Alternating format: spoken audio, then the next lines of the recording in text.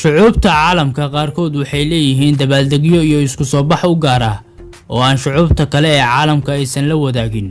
waana sababta aan mowduucan idinkugu soo xulnay isla markaana aan idinkula wadaagayno. La Tomatina ama dabaaldega la isku weeraro yaanyada. dabaaldegan waxaa lagu qabtaa magaalada Bunol ee hoos tagta Valencia oo ka tirsan dalka Spain. waa dabaaldeg sanadle ah oo la qabto Arbacada u dambeysa bisha 8. dadka ka qayb galana waxay isku tuuriyaan miraha geedka yaanyada, waxaana lagu qiyaasaa yaanyada dabaaldegan loo adeegsado 150 tan. dabaaldega ama tartanka Nakisumo. tartankan wuxuu taariikh ahaan soo bilowday sanadkii 1616 wuxuuna yahay hadafka tartankan in uu tartamo walba soo xambaaro cunug yar, waxaana looga baahan yahay labada qof ee tartamaysa inay awood u yeeshaan in ay ka oysiiyaan labada cunug ay xambaarsan yihiin ayagoo aan dhibaataynin. wuxuuna tartankan sanad walba ka dhacaa macbadka Sasonji ee dalka Japan. martiqaadka daanyarada Thailand. martiqaadkan wuxuu ka dhacaa Lopburi oo ah gobol ka tirsan Thailand, waana mid lagu maamuuso daanyaro gaaraya 2000.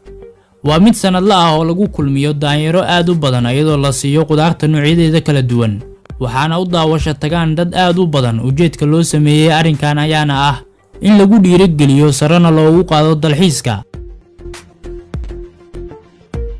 caruurka boodka Spain. waxaa lagu qabtaa tuulada Castello de Murcia ee dalka Spain. waa mid la isugu keeno jidadka caruurta dhalatay sanadka, ayadoona ay ka dulboodayaan rag sita dhar gooniya. waalidiinta caruurtan waa kuwa rumaysan in arrinkan uu caruurtooda ka nadiifinayo qaladaadka isla markaana sharta ka xijaabayo. xaasas xambaarka Finland. maharajaankan wuxuu ka dhacaa deegaan yar oo dhaca bartamaha dalka Finland, waxaana isugu yimaadaan lamaanayaasha isqaba. ninku wuxuu naagtiisa xambaarayaa masaafo dhan 253 mitir si loo ogaado ninka xaaskiisa xambaari kara waqtiga ay dhibaatada la soo gudboonaato. arrinkan ayaana dhaqan ka noqday dalal kale oo caalamka ah sida Mareykanka, Shiinaha iyo Hindiya.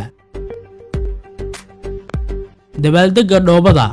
waa mid ka dhaca magaalada Pyongyang ee dalka Koonfurta Kuuriya, wuxuuna soo jiitaa in ka badan 2 milyan oo dalxiisayaal ah.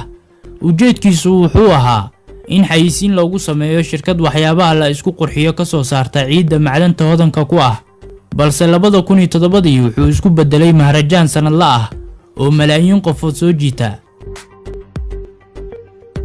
sanad walba bisha 2 waxaa lagu qabtaa dalka Japan maharajaano kala duwan, waxaana ka mid ah mid ay isugu yimaadaan rag aan toos u qaawanayn iyo kuwa toos u qaawan oo aan waxba u qarsanayn. dabaaldegan wuxuu inta badan ka dhacaa magaalada Okayama ee dalka Japan. sidoo kale waxaa ka dhaca magaalada Kawasaki ee dalka Japan dabaaldeg ku qotoma xubinta taranka ragga. sanad walba axadda ugu horeysa bisha Abriil waxay dadka magaaladan isugu soo baxaan jidadka magaalada ayagoo sita asnaam u samaysan sida xubinta taranka ragga.